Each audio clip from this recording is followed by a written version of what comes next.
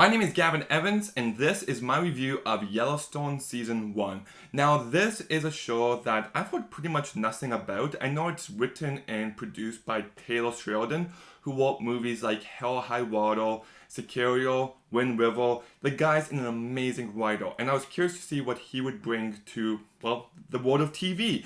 And what he brings in this fourth season is really great.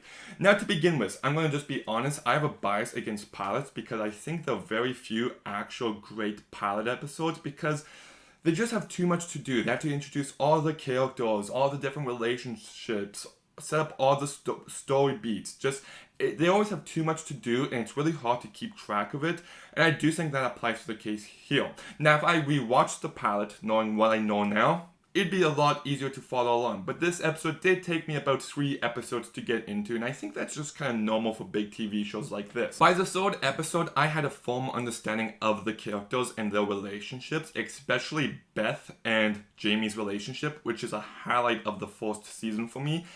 I just love the hatred between the two of them so much, and Beth is my favorite character in season 1. Kelly Wiley is just amazing in this fourth season. I love Beth. She's strong, she's confident, she's badass, she takes no shit from anyone.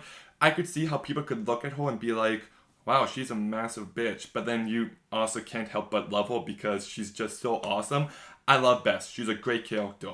Jamie, I think Wes Bentley does a really good job, and I like the direction they take his character in this first season. I think that it was a really strong character arc of this guy who feels like he's being bullied and his journey to trying to be a stronger, more confident man who doesn't need to rely on his family as much anymore. I also love Casey. He's just such a genuinely good guy, and you can't help but root for him.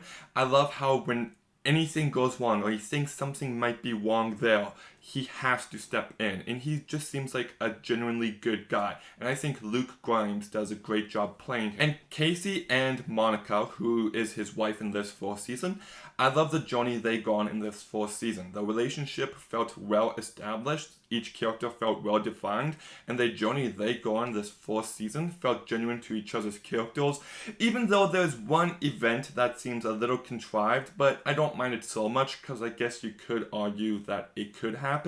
But I thought that their relationship served as a good emotional core of this first season. Kevin Costner is also great. He plays John Dutton, who's probably the main character in this entire show. And he's not really a good guy, which I found to be fascinating. Usually we follow along the good people and we want them to do better, but he's definitely corrupt in some ways. But he still has values. He values tradition and family, and because of that, you do start to root for him in some ways, but he's constantly on the edge of crossing that moral line, and he crosses it a few times. And that just makes for a more compelling protagonist. There's also a character named Rip who starts off as fairly generic, but as the show progresses, he's given more depth, and by the end of the season, I actually did like him quite a bit, and Cole Hauser does a great job playing. And I love the whole ranch. There's a lore behind it, there's a backstory, there's traditions that the people on the ranch follow, and I just think that that level of detail adds a lot to the characters and to the overall world building. You typically don't get world building in shows like this, but it's definitely present in the show. Danny Houston and Gail Bormington play the villains, and they're both really good in the villain role. And I love Danny Houston, his character Dane Jenkins. I love his rivalry with Beth. It makes for some really entertaining and at times humorous stuff. And the side characters of Jimmy, Colby, Walker, and Lloyd are also really entertaining. In fact, I really love Walker and his characters throughout this fourth season. I think that's some really great stuff. And I also love the soundtrack to this show. It gives the show a nice flavor, a nice identity.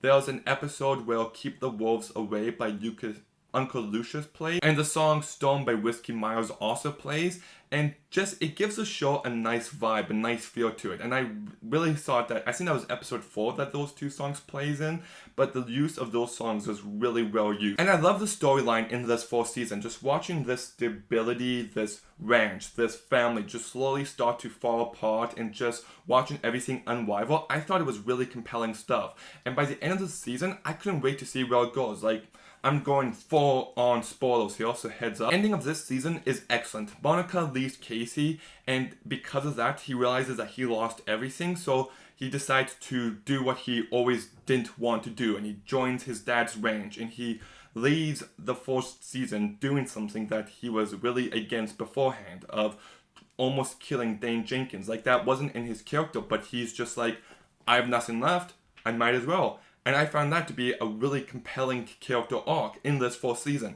And I couldn't wait to see where they take it from this point forward. Like, he lost everything, and now he lost his moral code. And I just find that to be great stuff. I also loved where Jamie ended up in this fourth season. Well, he's constantly bullied and ridiculed, and now he's in a position where he can take down his entire family. He's standing up for himself. And I think his arc in this season is really great, and just, you know, you love how much Bess and him hate each other, and just when Bess keeps pushing him, you love Bess, but you're just like, I don't blame Jamie for reacting the way he is, and that's some great character and plot points. I just think it ends on a really fantastic note that puts all the proper pieces into motion, and I couldn't wait to see where this show would go.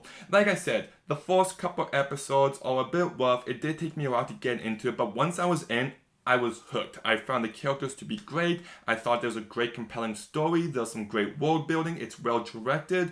And it's just some great escapism. Like, I'm not, an outdoorsy type, but boy, watching this show makes me want to be a cowboy on a ranch. And I really love that element of the movie. I said movie, but this is a show. Anyways, I'm going to go ahead and give Yellowstone Season 1 an 8.5 out of 10. Okay, did you watch Yellowstone Season 1? What did you think? Let me know in the comments down below. Like, comment, subscribe. Stay tuned for some more videos soon. And Gavin out.